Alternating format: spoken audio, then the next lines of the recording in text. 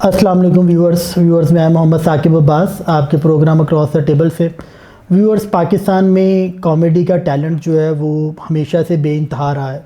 पाकिस्तान ने कॉमेडी में बहुत बड़े बड़े नाम जो हैं वो प्रोड्यूस किए हैं, लेकिन पाकिस्तान में जब भी बेहतरीन कॉमेडियंस की लिस्ट बनेगी उसमें एक नाम ज़रूर आएगा और वो नाम है सलीम अलबेला साहब का। आज मुझे बड़ी खुशी है कि सलीम अलबेला साहब को हमने दावत दी और बड़े शॉर्ट नोटिस पे वो हमारे स्टूडियो में तशरीफ़ लाए हैं।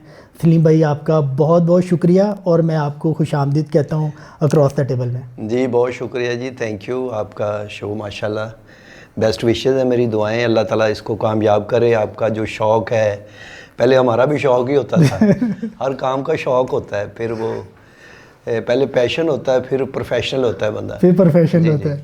तो सलीम भाई, लोगों को ना अक्सर जो भी कामयाब बंदा होता है ना उसकी कामयाबी नज़र आ रही होती है, लेकिन हर कामयाबी के पीछे एक बड़ी ही एफ़र्ट और एक बहुत ही मेहनत होती है। बेशक। तो आपसे मैं पहले ये जानना चाह रहा हूँ कि बिफ़ोर अभी हम आपके स्टेज वाले पार्ट पे और उन कॉमेडी वाले पार्ट पे आए, हमें ज़रा इससे पहले जो आपकी लाइफ का स्ट्रगलिंग पार्ट था जिसमें आपने ये सारी मेहनत की, उससे पहले वाला जो पार्ट था ज़रा उसके बारे में थोड़ा सा हमें बताएँ। बस मैं जो भी आज जो कुछ हूँ, लेकिन मुझे यकीन नहीं आता कि एक ख्वाब ही लगता है, क्योंकि हम जो बिलोंग करते थे एक छोटे से घराने थे, जो हमारे जो बाप एक मज़दूर था, तो मैं भी, मेरी एजुकेशन भी इतनी नहीं है, 2 जमातें पढ़ा हूँ, 2-3 जमातें, ये कोई एजुकेशन तो नहीं होती, लेकिन अंदर मेरे वो पैशन था थोड़ा सा, लोगों को हंसाने का, गाने का, जो आर्ट एक होता है अल्लाह ताला, ये गॉड गिफ्टेड चीज़ें होती हैं। बिल्कुल ऐसे ही है। तो वो था मैंने फिर बहुत काम किया, क्लीनों का काम करता रहा स्कूल छोड़ के, फिर मैंने सुनियारों का काम भी किया, चाय की दुकान भी की, स्टील फिक्सर भी रहा, मैंने बड़े काम किए हैं। मैंने रेडी भी लगाई, रेडी भी लगाई। हाँ, मैं फ्रूट बेचता रहा हूँ, क्योंकि घर चलाना था ना, ज़ाहिर है, बिल्कुल सही है, घर में बड़ा था। तो करते करते फिर वो मैं, जो हमारे दोस्त जिसकी शादी होती ना, वो मुझे वो ज़रूर बुलाते थे। पहले वो आपको पता जो शादियाँ होती थी ना, अब तो रेडीमेड शादी हो गई है, सीधा ही शादी हाल ही बंदा जाता सीधा, कितने बजे जी, 10 बजे हाल बंद हो जाता, 9:30 बजे बंदा कहता अस्सलाम वालेकुम जी ऐ सलामी लबोते। पहले इस तरह नहीं सी, वो हमारे जो कल्चर का एक चेहरा था ना, वो नज़र आता था शादियों में। मतलब 8-10 दिन पहले ही मोहल्लों में शुरू हो जाता है, कुर्सियाँ लगा रहा है, झंडियाँ को लगा रहा है, लोग इकट्ठे होकर बैठ रहे हैं एक जगह। समा था कि एक समा सी, शादी एक मेला था। वो रिश्तेदार आ रहे हैं 4-4, 5-5 दिन पहले। अभी तो लोगों के पास टाइम ही नहीं, इतना टाइम नहीं है। अगर कोई आ भी जावे तो 4 दिन कौन खिलाएगा उनको तो पहले ये चीज़ें नहीं थी, तो फिर उसमें हमने शुगल भी लगाना, कोई एटमे शैटमे करनी, कोई गाने को गिद्दा, कोई तो जो भांड आ जाते थे उनको हमने जुगतें करनी। तो वहाँ पे मैं वो कहते कि तुम बड़े विटी हो, तुम बात है तुम में। फिर उकाड़ा में लोकल सतह पे ड्रामे होते थे, तो वहाँ से मैंने फिर अपने फ़न का आगाज़ किया। अभी हमारे वो चौधरी अरशद साहब हैं, अल्फला थिएटर में भी बड़ा उन्होंने काम किया, वो प्रोड्यूसर है इस वक्त, तमासील में भी, अभी लाहौर का वो बिग प्रोड्यूसर है। तो पहला ड्रामा उकाड़ा हमने उनका किया, वो भी उकाड़ा से था, मैं भी उकाड़ा से था। तो पहले ड्रामे में मुझे चांस मिला, तो उन्होंने कहा ये आपकी 2 एंट्रियाँ हैं। मैंने की, तो लोगों ने बड़ी तालियां मारी, बड़ी। तो अगले दिन ही उन्होंने कहा आप 3 एंट्रियां करें, काम बढ़ गया। तो ऐसे मैं ना 4 साल फ्री काम करता रहा हूँ। अच्छा, शौक के साथ साथ ही बस। तो सलीम भाई, वो जो पहली एंट्री मिली स्टेज में, किसी ने मदद की या आपने जस्ट जाके ऑडिशन दिया, वो किस तरह थी? क्या किस तरह पहली एंट्री में किसी ने मदद की, जो पहला आपने ड्रामा जो है वो किया उकाड़ा में? नहीं, मदद नहीं की किसी ने भी। अच्छा। वो दोस्त है, ज़ाहिर है, वो वहाँ पहुँचते तक वो उन्होंने मेरा तारुफ कराया कि ये आप बड़ी अच्छी बात करता है, तो इसको ना आप चांस दें, जैसे चांस ही होता है ना। तो उन्होंने मुझे, उससे पहले मैं 1 मैन शो करता था। मैं अमानुल्लाह साहब थिएटर वगैरह जो वीडियो के ज़रिए, लाहौर आके नहीं, वो हम उकाड़ा में रहते थे, तो वहाँ से मैंने ना बड़ा, अमानुल्लाह साहब मेरे जो आइडियल थे, मेरी इंस्पिरेशन अमानुल्लाह साहब थे, तो वहाँ से समझे मुझे वो सारा जो मिला है। अमानुल्लाह साहब तो बेसिकली एक यूनिवर्सिटी है ना, वो तो यूनिवर्सिटी है। जो भी कमेडियन है उसकी जो inspiration end of the day वो अमानुल्लाह खान साहब। सर मैं कह रहा हूँ कि वो कॉमेडी के बहुत बड़े इंजीनियर थे। ठीक। वो कहते हैं ना बेताज बादशाह, कॉमेडियन किंग, ये लफ्ज छोटे हैं। वो बहुत बड़े इंजीनियर थे। उनके अंदर ना अल्लाह ताला ने एक ऐसी मशीन लगाई थी, वो कॉमेडी बना बना के फेंकती थी बाहर। तो सलीम भाई, कभी ये हुआ है कि बैक एंड पे कोई बड़ा ही सैड इंसिडेंट हुआ है, कोई ऐसी चीज़ हुई है, लेकिन आपकी उस दिन स्टेज के ऊपर कोई परफॉर्मेंस भी है और आपने वो तमाम चीज़ों को पीछे छोड़ के कि यार ये जॉब है, आज स्टेज के ऊपर ये ड्रामा करना है, ऐसा भी मुझे मैं सेंस कर सकता हूँ कि फ़नकार की लाइफ में ऐसी चीज़ें भी आती होंगी। तो आप कभी ऐसी स्टेज से गुजरे हैं? हाँ हाँ, बहुत दफ़ा। बल्कि मैं जब थोड़े से मुझे पैसे मिलने लगे थे तो फिर मैं हमारे जितने भी पंजाब के शहर हैं ना, जैसे सादकाबाद, रहीम यार खां, खानपुर, पाकपतन, मेलसी, करोड़ पक्का, इनमें सारे में मैंने ड्रामा किए हैं। स्ट्रगल हुआ। उस वक्त लाहौर में जगह नहीं बनती थी। लाहौर पे तो माशाल्लाह उस वक्त अरूज था थिएटर का, किंग खड़े थे, आबद खान साहब, सुहेल अहमद, अमानुल्लाह, शौकी खान साहब, ये बहुत बड़ी टीम थी। तो हमने समझे वो नेट किया साइडों पे ना, हमने काम करते रहे। तो वहाँ काफ़ी मेरे साथ हुआ। एक बार मेरा भाई फौत हो गया था, तो मुझे पता चला, ये मैं ड्रामा ही कर रहा था, तो मैं ड्रामा ख़त्म किया, मैंने घर आया, उनको दफन किया। उसके बाद रात को मैं मुल्तान फिर चला गया, ड्रामा किया। अगले दिन फिर आया, वो जो कुलों का ख़त्म होता है वो सारा अटेंड करने के बाद। मैं जब ड्रामा कर रहा था, मेरी पहली मिसेज जो, उसकी डेथ हो गई थी। हाँ, एक मेरा बेटा है छोटा, वो पैदा हुआ था, उसकी वजह से ही उसकी डेथ हो गई। बेटा माशाल्लाह अभी भी है।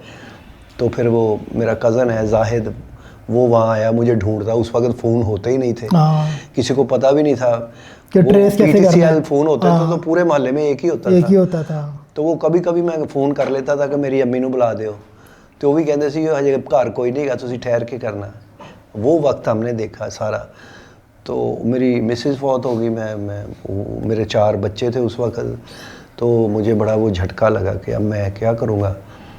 तो लेकिन मेरा माँ बाप मेरे साथ था, उन्होंने मेरे बच्चों को बड़ा मतलब पाला, उन्होंने ही है सारा। मैं स्ट्रगल में ही मैंने फिर 2-4 माह मैंने छोड़ दिया फील्ड बिल्कुल ही, मैं घर, क्योंकि एक मेरी मिस्सी चली गई, छोटे छोटे बच्चे थे तो वो फिर मेरे दोस्त जफरी खान, चिन्योटी, सखावत नाज, ये सारे मेरे बैच के हैं। हमने इकट्ठे ही फील्ड में स्ट्रगल शुरू की थी।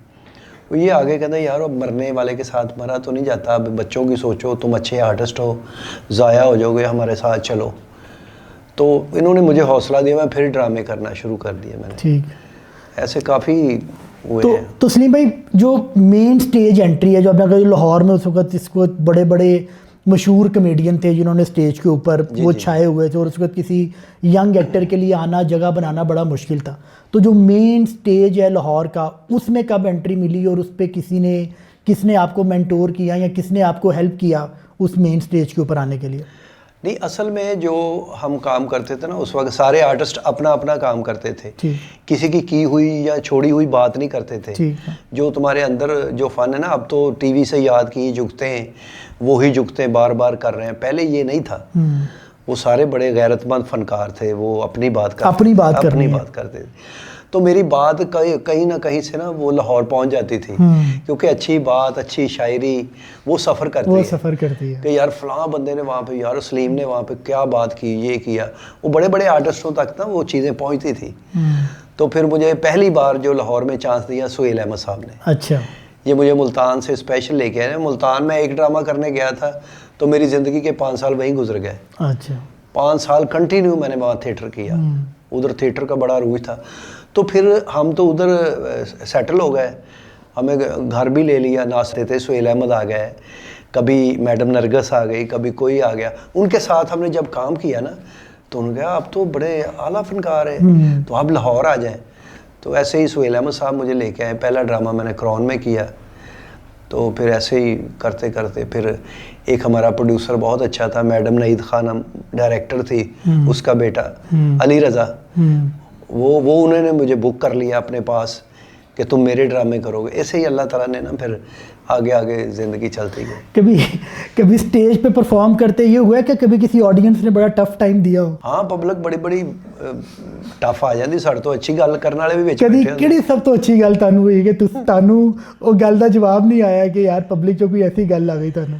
नहीं फैसलाबाद च बहुत ਹੁੰਦੀਆਂ ਫੈਸਲਾਬਾਦ ਬੀਟੀ ਬੜਾ ਨਾ ਫੈਸਲਾਬਾਦ ਚ ਉਦੋਂ ਡਰਾਮਾ ਜਿਹੜਾ ਵੀ ਕਰਨ ਜਾਂਦਾ ਸੀ ਨਾ ਉੱਥੇ ਮੋਹਰ ਲੱਗਦੀ ਸੀ ਕਿ ਵਾਕਈ ਇਹ ਆਰਟਿਸਟ ਆ ਜਾਂ ਨਹੀਂ। ਅੱਛਾ ਉਹ ਗੱਲ ਉੱਥੇ ਵੈਸੇ ਹੀ ਬੜੀ ਹੁੰਦੀ ਹੈ ਫੈਸਲਾਬਾਦ ਚ ਤੇ ਉੱਥੇ ਕਾਫੀ ਹੁੰਦੀਆਂ ਥੀਏਟਰ ਤੇ ਮੈਂ ਗਿਆ ਤੇ ਇੱਕ ਬੰਦਾ ਕਹਿੰਦਾ ਉਹ ਯਾਰ ਕੁਝ ਖਾਇਆ ਕਰ ਆਪਣਾ ਮੂੰਹ ਵੇਖ ਕਹਿੰਦਾ ਕਵਰ ਕੱਢਣ ਵਾਲੀ ਚਮਚ ਹੁੰਦਾ ਉਹ ਕੁਛ ਨਾ ਕੁਛ ਕਹਿ ਦਿੰਦੇ ਉੱਥੇ ਲੇਕਿਨ ਉਹ ਫੈਸਲਾਬਾਦ ਵਾਕਈ ਹੁਣ ਤੇ ਥੀਏਟਰ ਥੋੜਾ ਜਿਹਾ ਆਪਣੀ ਡਗਰ ਤੋਂ ਹਟ ਗਿਆ 2020 ਹੋ ਗਿਆ ਸਾਰਾ ਹੀ 2020 ਹੋ ਗਿਆ। ਇਹ ਜਿਹੜਾ ਡਗਰ ਤੋਂ ਹਟਿਆ ਹੈ ਇਹ ਤੁਹਾਨੂੰ ਕੀ ਲੱਗਦਾ ਕਿਉਂ ਇਹ ਡਗਰ ਤੋਂ ਹਟਿਆ? ਕਿਉਂਕਿ ਮੈਨੂੰ ਯਾਦ ਹੈ ਕਿ ਇੱਕ ਟਾਈਮ ਪੀਰੀਅਡ ਹੈਗਾ ਸੀ ਕਿ ਤੁਸੀਂ ਸਟੇਜ ਦਾ ਡਰਾਮਾ ਆਪਣੀ ਫੈਮਿਲੀ ਦੇ ਨਾਲ ਬੈਠ ਕੇ ਘਰ ਵੀ ਦੇਖ ਸਕਦੇ ਸੀ। ਬਿਲਕੁਲ ਥੀਏਟਰ 'ਚ ਵੀ ਲੋਕ ਆਪਣੀ ਫੈਮਲੀਜ਼ ਲੈ ਕੇ ਗਏ ਹੁੰਦੇ ਸਨ ਸਟੇਜ ਦਾ ਡਰਾਮਾ ਦੇਖਣ।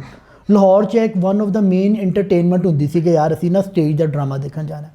ਇਹ ਜਿਹੜੇ ਸਾਰੇ ਹਾਲਾਤ ਚੇਂਜ ਹੋਏ ਕਿ ਲੋਕਾਂ ਨੇ ਸਟੇਜ ਦੇ ਵੱਲ ਦੇਖਣਾ ਸ਼ੁਰੂ ਕਰਤਾ ਖਾਸ ਤੌਰ 'ਤੇ ਫੈਮਲੀਜ਼ ਦੇ ਨਾਲ, ਇਹਦੀ ਕੀ ਰੀਜ਼ਨ ਬਣੀ? ਅਦਾਕਾਰ ਵੀ ਉਹੀ ਨੇ, ਮਤਲਬ ਕਿ ਜਿਹੜੇ ਅਦਾਕਾਰ ਉਦੋਂ ਅੱਛਾ ਕੰਮ ਕਰ ਰਹੇ ਸਨ ਉਹ ਅਦਾਕਾਰ ਬਾਅਦ 'ਚ ਹਜੇ ਵੀ ਮੌਜੂਦ ਨੇ, ਜਾਂ ਤਾਂ ਉਹਨਾਂ ਨੇ ਸਟੇਜ ਛੱਡ ਦਿੱਤਾ, ਉਹਨਾਂ ਨੇ ਆਪਣੀ ਸਪੇਸ ਹੋਰ ਲੋਕਾਂ ਨੂੰ ਦੇ ਦਿੱਤੀ ਜਿਨ੍ਹਾਂ ਨੇ ਸਟੇਜ ਨੂੰ ਉਸ ਤਰ੍ਹਾਂ कैरी नहीं किया। तुसी इन्हू किस तरह देखते हो? नहीं उसमें ना राइटर गायब हो गया, राइटर उन्होंने गायब कर दिया, डायरेक्टर जो मेन डायरेक्टर होता है ना वो गायब कर दिया। आर्टिस्टों ने खुद ही जिम्मेदारी ले ली कि मैं करा लूँगा ड्रामा, कोई बात नहीं वो ड्रामा कर लेते हैं, वो कर ले, वन लाइन पे आ गया ड्रामा। ड्रामे का एक स्क्रिप्ट होता था जिसको हम 15 दिन याद करते थे उस कैरेक्टर को, उसके अंदर बातें बनाते थे, फिर वो फैमिली पे प्ले होते थे सारे, वो ड्रामा वन लाइन पे आ गया। अब जुमे को ड्रामा चलना है, पहले ड्रामा भी 16 दिन का होता था, अब तो 7 दिन पे ड्रामा 7 दिन पे ड्रामा आ गया। तो वीक का ड्रामा होता है, पहले स्पेल होता था। तो अब जुमेरात को फनकार जाता है ये क्या करना है, ये कल तुम्हारा ये रोल है जी। जो वल्गर बातें करने लगे उस पर लोगों ने तालियां बजाने शुरू कर दिया। तो जो बड़े फनकार थे उन्होंने उस वक़्त उनको ना मना नहीं किया बल्कि सपोर्ट की उन्होंने। आप वो छोड़ के बह गए, अब वो वही काम चल रहा है, वो पीछे आने वाले उनको फॉलो कर रहे हैं।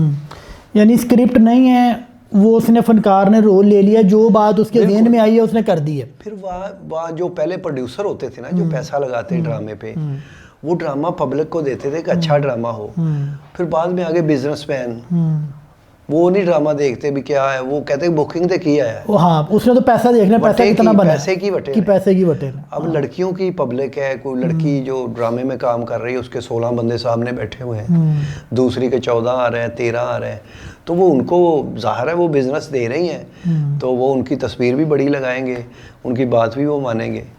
हालांकि अब भी थिएटर पे आज जितने लड़के हैं क्लैप इनको ही होती है, पब्लिक इनको ही सुनना आती है, लेकिन वो औरतों ने जो फीमेल है उन्होंने ड्रामा अपने अंडर कर लिया है, वो डोमिनेट कर गए ड्रामे के ऊपर। तो सलीम भाई आपने अपने उस ज़माने में जब आप सुहेल अहमद साहब के साथ, अमानुल्लाह साहब के साथ, इनके साथ काम कर रहे थे, आप सबसे ज़्यादा इंजॉय किसके साथ करते थे काम करने में? अच्छी बात है, तो जो अच्छी बात करता था उनको वो एप्रिशिएट भी बहुत करते थे।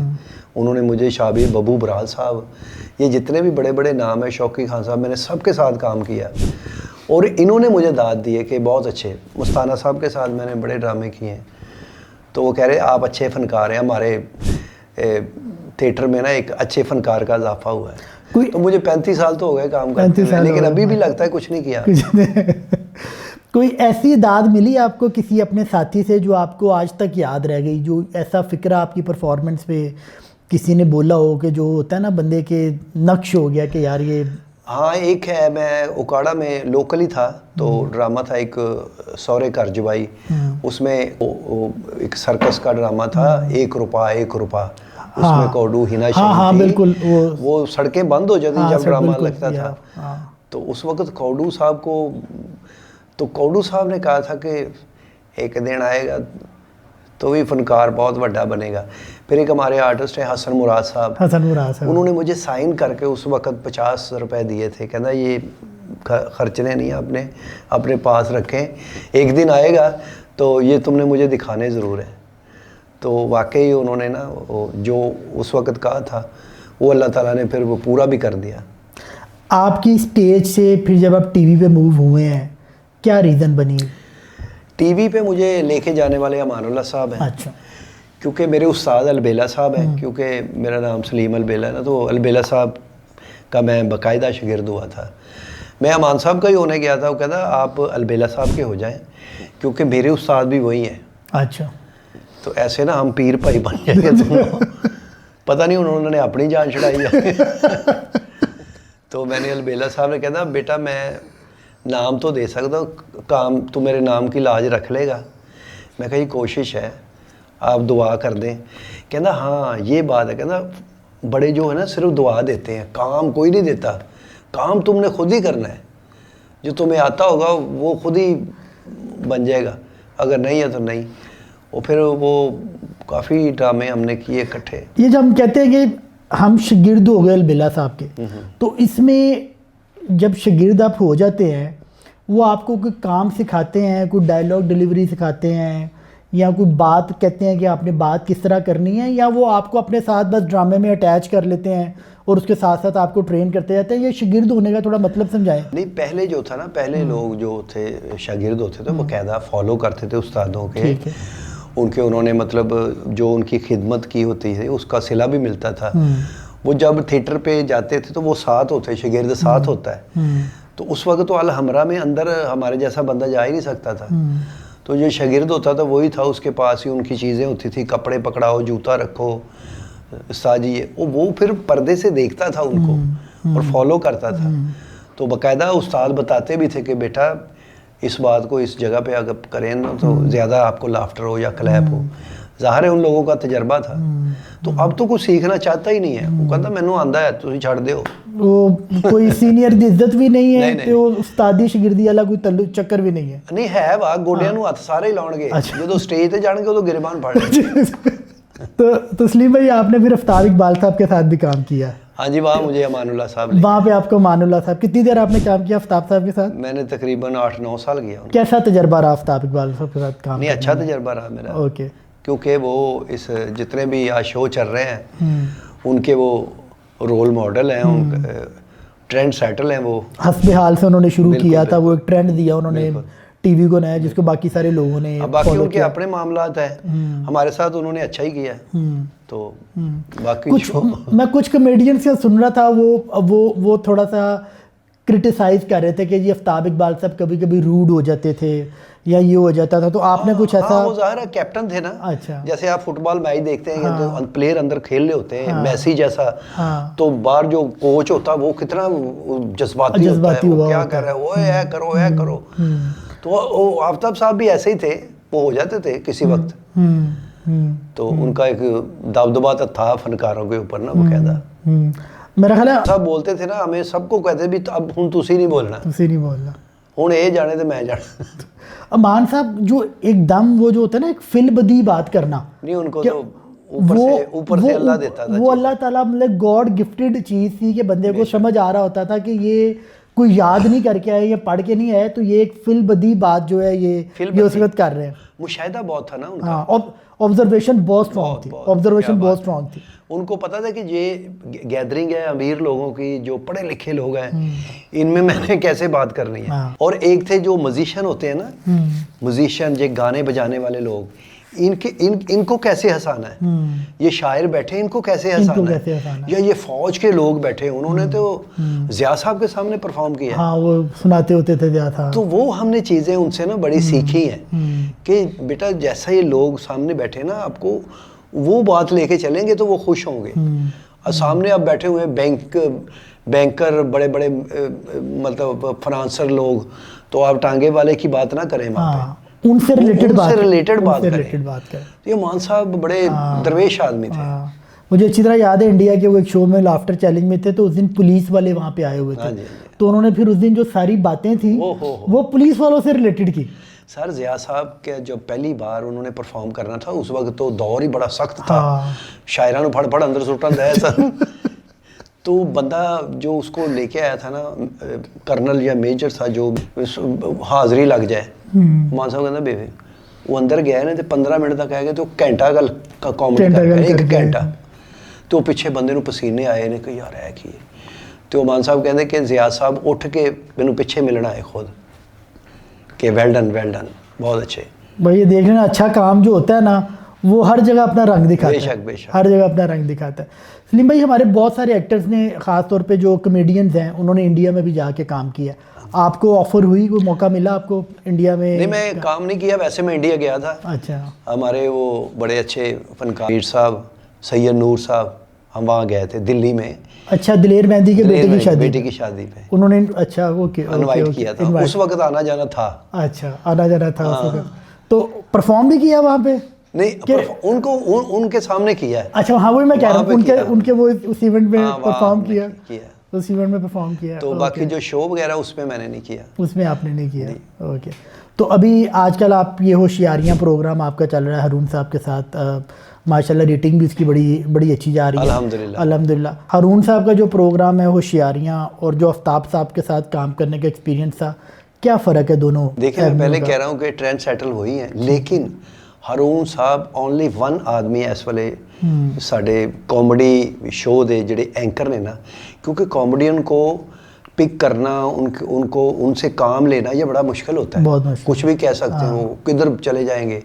हारून साहब बड़े टैलेंटेड आदमी हैं, अल्लाह ताला ने उनको भी ऐसी चिप लगा के भेजी है ना, वो खुद बड़ी अच्छी कॉमेडी करते हैं। उनके पास इल्म भी है, एम.ए. इस्लामियात की है उन्होंने, तारीखें पढ़ी हैं, हर काम है, लेकिन उन्होंने अपना शो रखा है जस्ट बस एंटरटेनमेंट। वो कोई सियासत, कोई ऐसी बात ये उसमें नहीं जाते। वो कहते हैं लोगों को ना यार हंसाएं बस, सही है, बाकी उनको सब काम आता है। और सलीम भाई, अक्सर अभी हम देख रहे होते हैं, अक्सर फनकार कुछ देर के लिए एक चैनल्स पे होते हैं, कमेडियंस जो हैं, फिर कुछ अरसे बाद आपको दूसरे चैनल्स पे नज़र आते हैं। ये नॉर्मली स्विचिंग करने की जो रीज़न होती है, पैसा होता है या रिस्पेक्ट होती है, कि आपको कहीं लग रहा होता है कि यार फनकार को रिस्पेक्टफुली डील नहीं कर रहे, फिर वो अपनी चैनल बदलता है? क्या रीज़न होती है नॉर्मली स्विच करने की? नहीं, पैसा होता है, पैसा बिल्कुल, बाय एंड लार्ज। क्योंकि हर इंसान चाहता है कि मेरी तरक्की होवे, कि थोड़ा जो मेरा मुआवजा बढ़े। बल्कि आर्टिस्ट ही नहीं, एंकर देख लो, एंकर तो एक्सप्रेस से बैठा है, दिल करे साल बाद समा ते कर रहा है, वही फिर जियो से बैठा है। जैसे बोल चैनल आया था, उन्होंने तो सारे जितने भी एंकर सारे ले गए थे, इतने पैसे उनको बढ़ा दिए। अभी टीवी वाले जो है हमारे जो रिस्पेक्टेबल कॉमेडियंस फनकार, उनको पैसे ठीक देते हैं, मुआवजा ठीक है? ठीक देते हैं, लेकिन अब जो मसला बन गया ना, उस वक्त डिजिटल इतना नहीं था, अब सारा बिजनेस चला गया डिजिटल, बिल्कुल सही, सोशल मीडिया पे। तो जो बड़े बड़े ये चैनल जो है, ये मगरमच्छ होता है बहुत, इसके अंदर बहुत पैसे फेंकने पड़ते हैं, पता नहीं कितने उनके पास बंदे काम कर रहे हैं, ये क्या मसले। उन्होंने उस वक्त जो कमाए हैं ना, अब वो उसको बस रन कर रहे हैं। अच्छा। काफ़ी चैनल निकाल देता है। अभी पिछले दिनों में हमारा शो था वासे चौधरी साहब का, वो भी कह रहे हैं कि काम करो थोड़े थोड़े। ये थोड़े थोड़े करके कम करवाते हैं और करवाई जाते हैं? नहीं, अभी कंपटीशन नहीं है ना, अगर कोई आगे हमको लेता हो ना, तो हम क्या ठीक है जी, फिर अस्सी नहीं कर दे। उन्होंने करना ही करना, सारी गल को दूसरी ऑप्शन नहीं है, दूसरा ऑप्शन कोई नहीं। सही है। जैसे आफ्ताब साहब ने कितने चैनल बदले हैं, पैसे के लिए बदले हैं। तो अभी जो करंट हमारी जितने भी कॉमेडियंस की लॉट है, उसमें आपका फेवरेट कॉमेडियन जो है वो कौन है? मेरा जो फेवरेट कॉमेडियन है इस वक्त है, क्योंकि वो आपसे बहुत ज़्यादा सेहतमंद है, बस यही है, अलफ नून वाला साहब है। उनके साथ ना केमिस्ट्री बड़ी अच्छी है मेरी। अच्छा। तो माशाल्लाह वो इस वक्त उसको भी मैं लेके आया हूँ मुल्तान से। ओके। तो इस वक्त वो बेहतरीन स्टार है, थिएटर पे भी और टीवी चैनल पे भी। आगा साहब ने वैसे बड़ी अच्छी अपनी स्पेस क्रिएट की है। बेशक। इसमें जो आई थिंक आफ्ताब इकबाल साहब के प्रोग्राम में भी वो बैठते होते थे, उधर मैं ही लेके आया। उधर आप उनको लेके आए थे? क्योंकि मेरा दोस्त था ना, हमने स्ट्रगल इकट्ठे की है। ओके। मुल्तान में आपको बताया नहीं कि नासिर चिनोटी, मैं, आगा माजिद 1500 के घर में रहते रहे हैं। तो महीने का किराया था 1500, वो तो 1500 मिल जाता सी किराया। और मौजूदा दौर में कौन सा कॉमेडियन है जिसको आपको लगता है कि स्क्रिप्ट की ज़रूरत नहीं होती, आप उसको कोई भी टाइटल दे दें, कोई भी एक उसको लाइन बता दें, तो वो उसके ऊपर आगे चलना शुरू कर देगा? नहीं, देखिए, जो साफ़ सुथरी कॉमेडी है ना, वो करनी थोड़ी मुश्किल है। अगर वल्गर फिल्मती थिएटर पे जो करना है, वो तो कोई भी जाके कर देता है।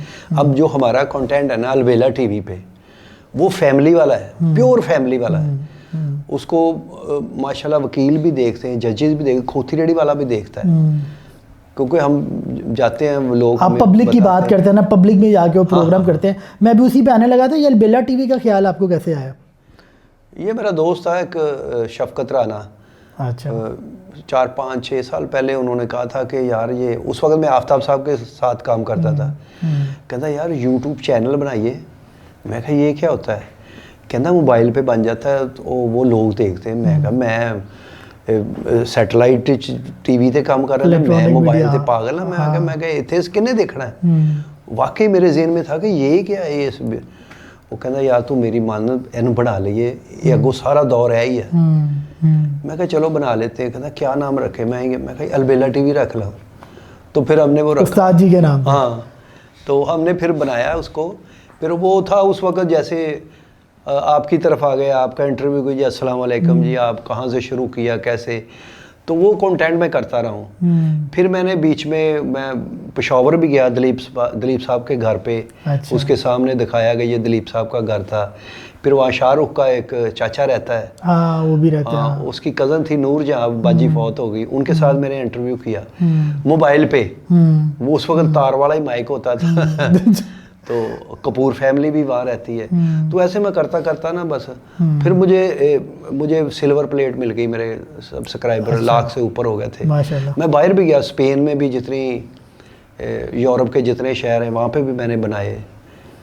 तो लेकिन वो बस इतना ही था को कभी 10,000 कभी 15,000, इससे नहीं बढ़ता था। फिर जब गोगे के साथ मैंने काम किया, आपको कहाँ से फिर मैंने आफ्ताब साहब का किया इंटरव्यू। अच्छा, आफ्ताब साहब का उसमें मुझे 1.5 लाख सब्सक्राइबर मिले। अच्छा, कि उस वक्त उनकी व्यूवरशिप माशाल्लाह बहुत थी, अब भी बड़ी है, उस वक्त भी बड़ी थी। तो फिर ऐसे 2-4 बंदे मैंने, ज़फ़री खान साहब का किया, नासिर चन्योटी का किया, आगा माजिद का किया।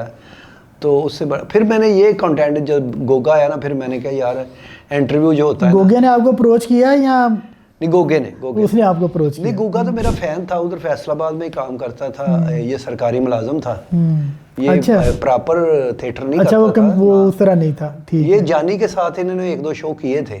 अच्छा, जब अभिनंदन वाला वाकया हुआ था, इसको अभिनंदन बनाया था। ओके, अच्छा। मुझे मिला भी है, जैसे सरे राह के उस्ताद जी किया हाल है, मैं कहा ठीक है। तो फिर ये मेरे घर पे 3 मरतबा आया, तो मैं नहीं मिला, मैं रिकॉर्डिंग में था। फिर नंबर लेके चला गया, फिर इन्होंने मुझे फ़ोन किया, इन्होंने कहा साई मैं तुहानू मिलना चाहना। मैं कहा चल फलां दिन आ जी, मैं घर ही होवांगा। ये आ गया, इसने बैग पकड़ा हुआ है ते एक विचों आधा किलो डब्बा मठियाई दा कढ़िया, एक चादर, ते कहंदा उस्ताद जी मैनू शागिर्द कर लो। मैं कहा यार शागिर्द मैं तुहानू की सिखा सकदा? कहना नहीं। मैं कहा तेरे पहले भी उस्ताद उठ पैणगे मगरों, जिदा तू पहले शागिर्द करने, मैं किसी का है ही नहीं। मैं कहा सोच ला, वो ना होवे बाद च। मैं कहा तेरे किन्ने उस्ताद निकल आउण। वो कहंदा नहीं। वो फिर मैं इनू धागा धूगा जिहड़ा हुंदा ना, साडी एक रस्म जी हुंदी है, एक अदबन धागा बांधते, आहो धागा बंध दिता। मैं कहा ते फिर कहंदा ठीक है उस्ताद जी मैं हुण चलना वा। मैं कहा कित्थे? कहंदा इत्थे मेरा एक दोस्त रहिंदा है, मैं ਉਹਦੇ ਕੋਲ ਚੱਲਾਂ, ਉਹਦੇ ਘਰ ਰਵਾਂਗਾ। ਉੱਥੇ ਰੱਖ ਦੇ ਬੈਗ, ਉਹ ਕਮਰਾ ਤੇਰਾ ਹੈ। वो सली टाउन मेरा घर सी। मैं कहा इत्थे बह जा, जिथे मैं भी रोटी खावांगा तो भी खाई जाए। फिर मैंने ये कंटेंट ना शुरू किया थोड़ा तो पब्लिक को बड़ा पसंद है। पब्लिक को बड़ा पसंद है। सलीम भाई आपने पुराने वाले स्टेज और पुराने दौर में भी काम किया और अभी भी आप काम कर रहे हैं माशाल्लाह, 35 साल से ज़्यादा आपको टाइम हो गया। ओवर द पीरियड कॉमेडियन का जो मुआशरे में रिस्पेक्ट है और वो जो तमाम चीज़ें हैं, किस चेंज हुई है, बेहतर हुई है, कम हुआ है, या ओवरऑल जिस तरह पहले था उसी तरह ही नहीं, बेहतर हुआ। देखिए पहले सोशल मीडिया नहीं था, किसी को पता ही नहीं था सलीम अलबेला है कौन, या जो भी हम काम करते थे हमारे अपने माशरे में इधर ही रह जाता, हमारे मुल्क के अंदर ही या इधर उधर, या जो हमारी वीडियो बनती थी थिएटर पे उसकी वजह से थोड़े से लोग हमें जानते थे। मैं बाहर के मुल्कों में भी मैं गया हूँ ना, ऑस्ट्रेलिया, न्यूजीलैंड। कितने मुल्कों में गए हैं? मैं तकरीबन यूरोप ਦੇ ਕਿੰਨੇ ਮੁਲਕ ਹੈਗੇ ਨੇ? ਹਾਂ यूरोप ਦੀ। ਫਿਰ न्यूजीलैंड भी गया, ऑस्ट्रेलिया भी गया, इंग्लैंड में कितनी बारी गया। सब तो ज़्यादा पसंदीदा मुल्क केड़ा?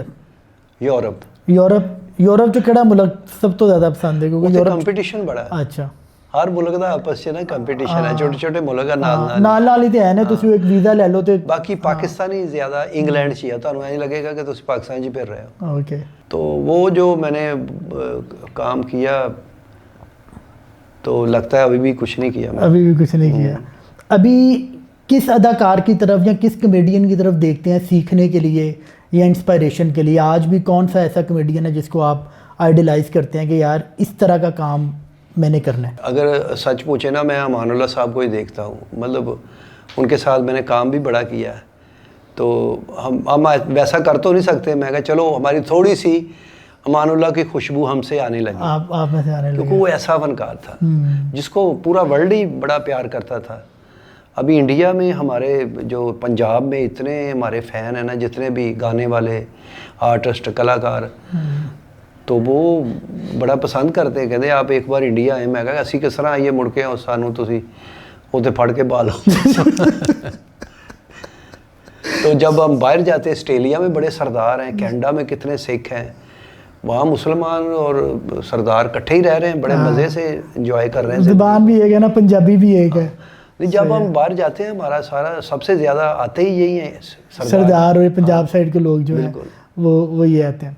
तो सलीम भाई, ये स्टेज के अलावा, टीवी के अलावा, अगर कोई बहुत स्ट्रेस हो या बहुत परेशानी हो तो किस तरह अपने आप को रिलैक्स करते हैं, क्या करते हैं? नहीं है तो असी आर्टिस्ट जिहड़ा हुंदा पब्लिक प्रॉपर्टी हुंदा, लेकिन ज़ाहिर है एक इंसान तो है ना, वो जिस तरह अल्लाह ताला जिन्हों ज़्यादा देंदा ना, ਉਹਦੀ ਜ਼ਿੰਮੇਵਾਰੀ ਅੱਲਾਹ ਤਾਲਾ ਵਧਾਉਂਦਾ ਰਹਿੰਦਾ ਕਿ ਹੁਣ ਤੂੰ ਇਹਨੂੰ ਵੀ ਦੇਣਾ, ਇਹਨੂੰ ਵੀ ਦੇਣਾ, ਇਹਨੂੰ ਵੀ ਦੇਣਾ।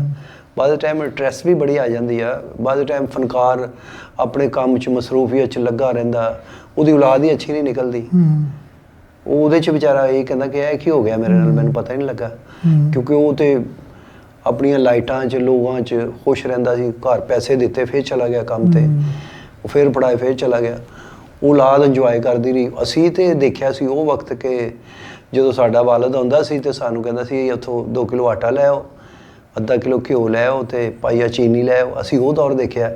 ਇਹ ਉੱਠਦੇ ਹੀ ਉਹ ਆਰਡਰ ਦਿੰਦੇ ਜੀ, ਪੀਜ਼ਾ ਭੇਜਦੇ, ਇਹ ਕਰਦੇ ਉਹ। ਤੇ ਬਸ ਮੈਂ ਉਹ ਜਦੋਂ ਫਿਰ ਕੋਈ ਟੈਨਸ਼ਨ ਹੁੰਦੀ ਹੈ ਨਾ, ਉਦੋਂ ਮੈਂ ਅੱਲਾਹ ਤਾਲਾ ਅੱਗੇ ਗਿੜਗੜਾਈ ਦਾ, ਨਮਾਜ਼ ਪੜ੍ਹੀ ਦੀ ਆ, ਤੇ ਜ਼ਾਹਿਰ ਹੈ ਵਾਸਤਾ ਅਹਿਲੇ ਬੈਤ ਦਾ ਪਾਈ ਦਾ, ਤੇ ਕੁਛ ਨਾ ਕੁਛ ਮਸਲੇ ਹੱਲ ਹੋ ਜਾਂਦੇ ਨੇ। ਆਖਿਰ 'ਚ ਸਲੀਮ ਭਾਈ ਕੁਝ ਛੋਟੇ ਛੋਟੇ ਕੁਐਸਚਨ ਨੇ, ਉਹਦਾ ਤੁਸੀਂ ਮੁਖਤਸਰ ਜਿਹਾ ਜਵਾਬ ਦੇਣਾ ਹੈ। ਠੀਕ। ਸਟੇਜ ਜਾਂ ਟੀਵੀ? ਨਹੀਂ, ਸਟੇਜ। ਸਟੇਜ ਕਿਉਂਕਿ ਸਟੇਜ ਇੱਕ ਮੇਰਾ ਲਵ ਹੈਗਾ, ਅੱਛਾ ਥੀਏਟਰ, ਅੱਛਾ ਸਟੇਜ, ਕਿਉਂਕਿ ਉਹ ਕਰੰਸੀ ਹੁੰਦੀ ਹੈ, ਬਕਾਇਦਾ ਸਾਹਮਣੇ ਲੋਕ ਬੈਠੇ ਨੇ, ਤੁਸੀਂ ਪਰਫਾਰਮ ਕਰ ਰਹੇ ਹੋ। ਆਖਰੀ ਦਫਾ ਕਦੋਂ ਕੰਮ ਕੀਤਾ ਸਟੇਜ ਤੇ? ਮੈਂ ਪਿੱਛੇ ਅਜੇ ਡਰਾਮਾ ਕੀਤਾ। ਹਾਂਜੀ, ਉਹ ਈਦ ਤੇ ਫੇਰ ਕਰਾਂਗੇ ਕਿਤੇ ਨਾ ਕਿਤੇ, ਲੇਕਿਨ ਮੇਰੇ ਨਾ ਘਰ ਦੇ ਮੈਨੂੰ ਕਰਨ ਨਹੀਂ ਦਿੰਦੇ। ਮੇਰੀ ਮਿਸਿਸ ਵੀ ਕਹਿੰਦੀ ਨਹੀਂ ਥੀਏਟਰ ਨਹੀਂ ਕਰਨਾ ਤੁਸੀਂ, ਦੇਖੋ ਕੈਸਾ ਕੰਮ ਹੈ। ਉਹੀ ਮਾਹੌਲ ਦੀ ਵਜ੍ਹਾ ਤੋਂ ਤੇ ਜਿਹੜਾ ਸਾਰਾ ਮਾਹੌਲ ਖਰਾਬ ਹੋਇਆ, ਕਲਚਰ ਖਰਾਬ ਹੋਇਆ, ਤੇ ਉਹ ਕਹਿੰਦਾ ਸ਼ੋਹਰਤ ਜਾਂ ਸਕੂਨ? ਨਹੀਂ, ਜੇ ਸਕੂਨ ਮਿਲ ਗਿਆ ਤੇ ਫਿਰ ਤੇ ਬੰਦਾ ਗਿਆ ਦੁਨੀਆ ਤੋਂ ਹੀ। ਨਹੀਂ, ਜਿੰਨੀ ਦੇਰ ਹੈ ਵਾ ਲੋਕਾਂ ਨੂੰ ਅਸੀਂ ਐਂਟਰਟੇਨ ਕਰਦੇ ਰਹੇ। ਸਹੀ ਹੈ। ਇਹ ਤੁਸੀਂ ਗੱਲ ਦੱਸ ਦਿੱਤਾ, ਬਿਹਤਰੀਨ ਕਮੇਡੀਅਨ ਜਿਹਦੇ ਨਾਲ ਤੁਸੀਂ ਕੰਮ ਕੀਤਾ? ਅਮਾਨੁੱਲਾ। ਨਵਾਜ਼ ਸ਼ਰੀਫ ਜਾਂ ਇਮਰਾਨ ਖਾਨ? ਨਵਾਜ਼ ਸ਼ਰੀਫ। बेहतरीन टीवी मेज़बान? हारून रफीक साहब। बदतरीन टीवी मेज़बान? बथेरे ने। इट पुटो, बल्कि पुटनी भी नहीं पैनी, उत्ते ही बैठे। लिखी हुई कॉमेडी या फिल्मबदी कॉमेडी? नहीं, लिखी हुई कॉमेडी, क्योंकि उसमें ना फिल्मबदी जुमले बंदा फिर बना लेता है, आपको एक प्लॉट मिलता है, ग्राउंड मिलता है। सही है। पैसा या इज्जत? ਇੱਜ਼ਤ ਦੇ ਨਾਲ ਜਿਹੜਾ ਪੈਸਾ ਕਮਾਇਆ ਹੋਵੇ ਨਾ, ਉਹ ਇੱਜ਼ਤ ਨਾਲ ਜਿਹੜਾ ਪੈਸਾ ਕਮਾਇਆ ਹੋਵੇ ਉਹ ਸਹੀ ਹੈ। ਸ਼ਾਦੀ ਜ਼ਿਆਦਾ ਮੁਸ਼ਕਿਲ ਹੈ ਜਾਂ ਸ਼ੋਬਿਜ਼ ਜ਼ਿਆਦਾ ਮੁਸ਼ਕਿਲ ਹੈ? ਸ਼ਾਦੀ।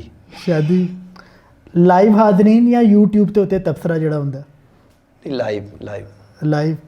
ਅਗਰ ਤੁਹਾਡੀ ਜ਼ਿੰਦਗੀ ਤੇ ਕੋਈ ਫਿਲਮ ਬਣੇ ਤੇ ਉਹਦਾ ਕੀ ਨਾਂ ਰੱਖੋਗੇ? ਮੈਂ ਕੈਸੇ ਬਣਾ। ਚਲ, ਬਹੁਤ ਬਹੁਤ ਸ਼ੁਕਰੀਆ ਸਲੀਮ ਭਾਈ ਤੁਹਾਡੇ ਕੀਮਤੀ ਟਾਈਮ ਦਾ, ਤੇ ਮੈਨੂੰ ਬਹੁਤ ਮਜ਼ਾ ਆਇਆ ਤੁਹਾਡੇ ਨਾਲ ਗੱਲਬਾਤ ਕਰਨ ਦਾ, ਤੇ ਇਨਸ਼ਾਅੱਲਾ ਤਾਲਾ ਤੁਹਾਨੂੰ ਫਿਊਚਰ 'ਚ ਜਿਹੜਾ ਹੈਗਾ ਨਾ ਦੁਬਾਰਾ ਜ਼ਹਿਮਤ ਦਾਂਗੇ। इंशाल्लाह जी, ये हमारा अपना चैनल है, हम आते जाते रहेंगे इंशाल्लाह। और भी फनकारों के साथ आपको मिलाएंगे, वो भी आएंगे इधर। बहुत शुक्रिया जी सलीम भाई। अस्सलाम वालेकुम।